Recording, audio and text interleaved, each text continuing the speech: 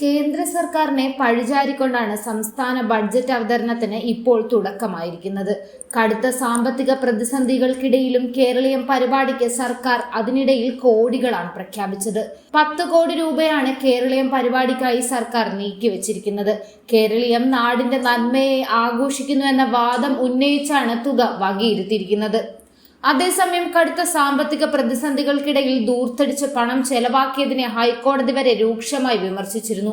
ആഘോഷ പരിപാടിയേക്കാൾ മനുഷ്യന്റെ ബുദ്ധിമുട്ടുകൾക്കാണ് പ്രാധാന്യം നൽകേണ്ടതെന്നായിരുന്നു കോടതിയുടെ മുന്നറിയിപ്പ്. ഒരു പൗരനെങ്കിലും ദുരിതത്തിലാണെങ്കിൽ സംസ്ഥാനം ആഘോഷത്തിൽ അമരുമെന്ന് കരുതാൻ കഴിയില്ല എന്നും കോടതി പറഞ്ഞിരുന്നു. എന്നാൽ സമസ്ത മേഖലയിലും കേരളത്തിന്റെ നേട്ടങ്ങളെ അണിനിരത്തിയാണ് കേരളീയത്തിന്റെ ലക്ഷ്യമെന്നായിരുന്നു സർക്കാരിന്റെ വാദം.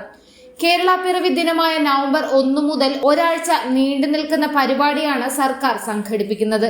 അതേസമയം ധൂർത്തനായി കോടിക്കണക്കിന് രൂപ ചെലവാക്കുന്ന സംസ്ഥാന സർക്കാർ തുച്ഛമായ തുക മാത്രമാണ് 2016 ശേഷമുണ്ടായ കർഷക ആത്മഹത്യകളെ തുടർന്ന് ബന്ധുക്കൾക്ക് ധനസഹായമായി നൽകിയത്.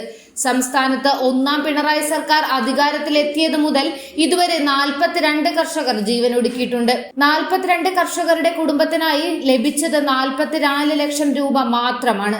കണക്കുകൾ പുറത്തു വന്നതോടെ സംസ്ഥാന സർക്കാർ വീണ്ടും പ്രതിരോധത്തിലായിരിക്കുകയാണ്. മുഖ്യമന്ത്രി പിണറായി വിജയന്റെ വസതിയിൽ കാലിത്തൊഴുത്തിനായി അനുവദിച്ച തുക 44 ലക്ഷം രൂപയായിരുന്നു. ഇതിന്റെ പേരിൽ മുഖ്യമന്ത്രിയെ കടുത്ത ഭാഷയിൽ വിമർശിക്കുന്നതിനിടെയാണ് കർഷക ആത്മഹത്യയുടെ കണക്കുകളും ഇപ്പോൾ പുറത്തു വന്നിരിക്കുന്നത്. 2016 2017 ഓരോ കർഷകർ ജീവനൊടുക്കിയിരുന്നു. 2019 ഏറ്റവും അധികം ആത്മഹത്യകൾ നടന്നിട്ടുള്ളത്.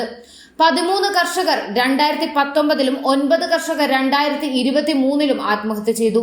42 കർഷകരുടെ കുടുംബത്തിനായി ലഭിച്ചത് 44 ലക്ഷം രൂപ എന്ന കണക്ക് പുറത്തു വന്നതോടെ സംസ്ഥാന സർക്കാരിനെയും പിണറായിയെയും വീണ്ടും അത് പ്രതിരോധത്തിലാക്കിയിരിക്കുകയാണ്.